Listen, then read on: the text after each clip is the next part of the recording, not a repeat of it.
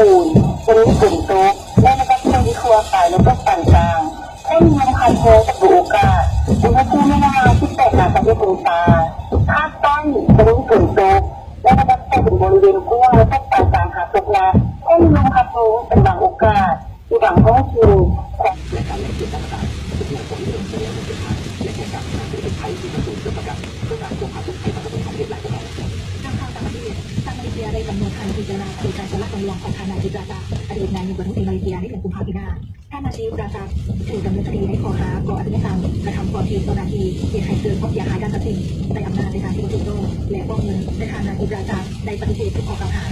ตามข่าวต่างประเทศสำหรับในโครงการสนับสนุนทั้งหมดการแต่งตั้งทางนายมิเชลบาเชเล่อดีตประธานาธิบดีชิลีให้ดำรงตำแหน่งประธานาธิบดีที่ประเทศการทำการที่ใหม่การตัดสินใจครั้งนี้เป็นประธานาธิบดี